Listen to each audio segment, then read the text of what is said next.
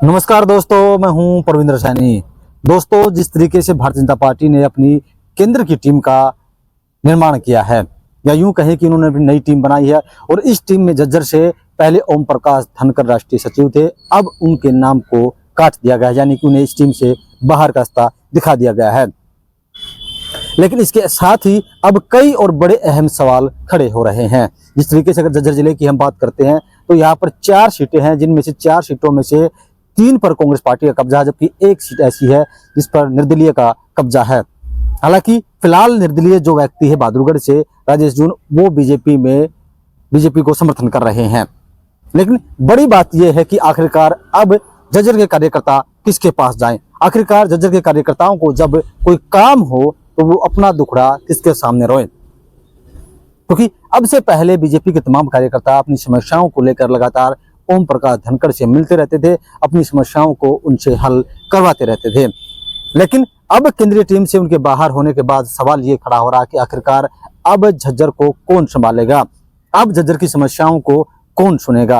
और इसी विषय को लेकर हमारे साथ राजनीतिक मामलों के जानकार वीरेंद्र राठी हमारे साथ मौजूद है। डॉक्टर साहब, आपका स्वागत है। आपका बहुत बहुत धन्यवाद। सभी दर्शकों को मेरी तरफ से नमस्कार। डॉक्टर साहब, झज्जर में 4 सीटें हैं, 3 पर कांग्रेस का कब्जा, 1 पर निर्दलीय का कब्जा। अब कोई बड़ा नेता, किसी के पास कोई बड़ा पद नहीं रहा झज्जर में से, अब झज्जर को कौन संभालेगा?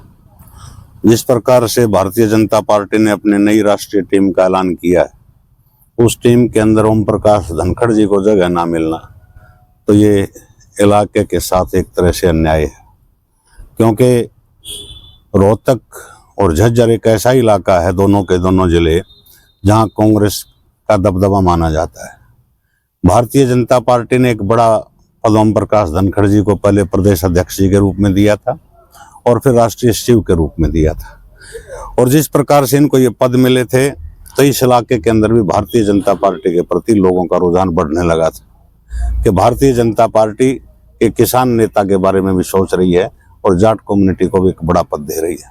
लेकिन अब जो ये पद रिवाइज हुए हैं, इससे जैसा आपने कहा कि निश्चित रूप से झज्जर जिले के अंदर जो 4 विधानसभा सीट हैं, या रोहतक जिले की आप 4 विधानसभा सीटों को भी मान करके चलिए कि 8 विधानसभा सीटें ओम प्रकाश धनखड़ की तरफ देखती थी कि अगर इनका पार्टी के अंदर रुतबा बढ़ता है तो इस इलाके के अंदर भी निश्चित रूप से भारतीय जनता पार्टी का वोट बैंक बढ़ता, बहुत से लोगों का रुझाव अब भारतीय जनता पार्टी की तरफ होने लगा था। अभी अतीत पीछे आप कुछ समय पहले देखोगे, एक बड़ी अच्छी रैली का आयोजन ओम प्रकाश धनखड़ जी ने बादल विधानसभा क्षेत्र के अंदर करवाया था, जिसमें प्रदेश के मुख्यमंत्री भी शामिल हुए थे और अनेक विकास योजनाओं की घोषणाएं यहाँ हुई थी, और अनेक सरपंचों ने और अनेक जिला परिषद के सदस्यों ने उस रैली में भारतीय जनता पार्टी की नीतियों के प्रति अपनी आस्था व्यक्त की थी और पार्टी की सदस्यता ग्रहण की थी। डॉक्टर साहब, जिस तरीके से झज्जर की हम बात करते हैं तो ये कांग्रेस पार्टी का गढ़ माना जाता है, भूपेंद्र सिंह हुड्डा गढ़ है। लेकिन अगर यहाँ से कोई बड़ा नेता नहीं हुआ, किसी को बड़ा पद नहीं मिलेगा, तो क्या यहाँ पर बीजेपी पार्टी मजबूत कैसे होगी?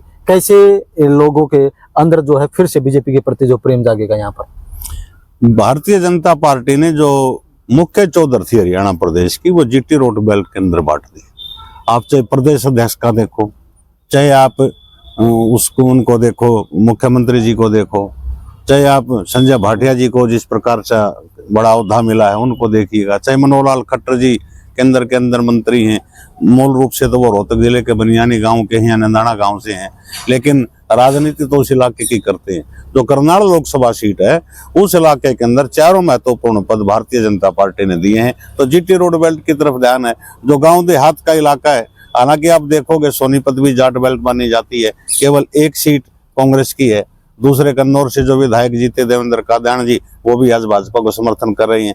जींद के अंदर आप जाओगे तो केवल 1 सीट कांग्रेस की है, बाकी सारी की सारी सीटें भाजपा की हैं। आप दादरी के अंदर जाओगे तो दादरी की दोनों सीट बीजेपी के पास हैं। भिवानी के अंदर जाओगे, भिवानी की 1 सीट लोहारू को छोड़ दो, जेपी दलाल वहां से मात्र 700 वोटों से राजवीर फटिया से आ रहे थे, सारी की सारी सीटें भाजपा के साथ हैं।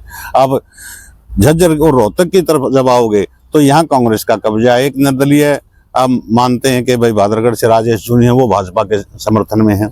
तो इस प्रकार से जहां आपका किला कमजोर होता है, जहां आपका गढ़ नहीं माना जाता, वहां एक बड़े नेता को आपने उभारना चाहिए। और जब बड़ा नेता उस इलाके से उभरेगा तो उसके साथ वोट बैंक भी जुड़ेगा, उसके साथ आदमी भी जुड़ेंगे और पार्टी का वोट प्रतिशत भी बढ़ेगा। मेरा तो ऐसा मानना है। सब अब झज्जर के लोग, जो झज्जर जिले के लोग हैं, अपनी समस्याएं किसके समक्ष रखेंगे? कोई बड़ा नेता यहाँ पर अब रहा नहीं। अब झज्जर में सबसे बड़ी समस्या यही रहेगी।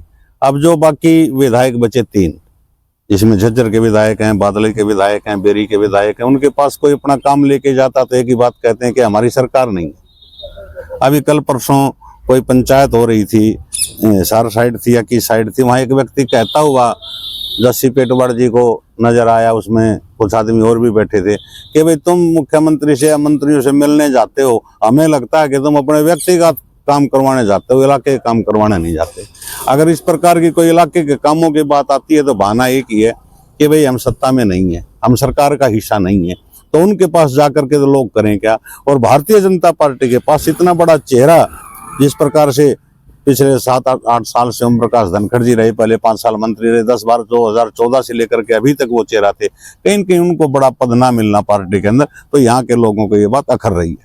सब आपको क्या लगता है वजह क्या रही, किस वजह से जो है उन्हें राष्ट्रीय टीम से बाहर का रास्ता दिखाया गया? वजह क्या है? देखिए, वजह तो वो तो राष्ट्रीय पार्टियां हैं, इनकी अपनी पॉलिसीज होती हैं, अपना इनका तरीका होता है, उनके बारे में तो वही जाने कि भाई कारण क्या रहा। क्योंकि लॉबिंग हर जगह चलती है, कांग्रेस पार्टी के अंदर भी लॉबिंग चलती है, बीजेपी के अंदर भी चलती है।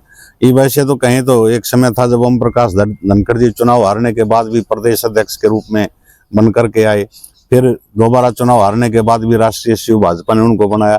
लेकिन आज एक मौका था कि जिस प्रकार से वो मेहनत कर रहे थे और भाजपा की तरफ जिस प्रकार से उन्होंने जो ज्वाइनिंग करवाई थी, उससे थोड़ा सा फायदा पार्टी को मिलता, उनका कद भी बढ़ता और इस इलाके से ऐसा लग रहा था कि भाजपा जो है ना कुछ न कुछ उत्साहवर्धक परिणाम आने वाले चुनाव में लेकर के आएगी। आपको क्या लगता है, क्या आने वाले समय में, निकट भविष्य में, क्या ओम प्रकाश धनखड़ को पार्टी कोई बड़ा पद या कोई बड़ा दायित्व सौंप सकती है?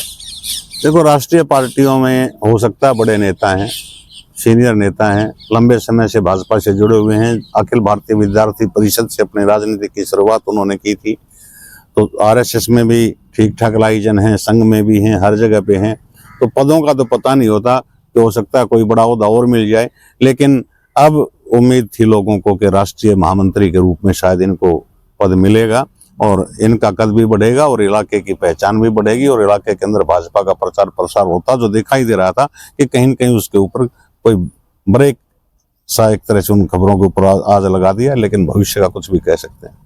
तो चलिए दोस्तों, तस्वीर पूरी तरीके से साफ है। जनता बड़ी उम्मीद के साथ ओम प्रकाश धनखड़ की तरफ देख रही थी कि उनका कद बढ़ेगा और झज्जर में जो विकास के काम है वो तेज गति के साथ होंगे, क्योंकि यहाँ पर बीजेपी का विधायक नहीं है, तो लोगों को कम से कम ये था कि वो ओम प्रकाश धनखड़ के सामने अपना दुखड़ा रो सकते हैं, अपनी समस्याओं उनके सामने रख सकते हैं और अपनी समस्याओं को हल करवा सकते हैं। लेकिन जिस तरीके से उन्हें केंद्रीय टीम से बाहर किया गया है, उससे लोगों में खासी निराशा देखने को मिल रही है। अर्षभ, हमसे चर्चा करने के लिए आपका बहुत बहुत धन्यवाद। बहुत बहुत शुक्रिया।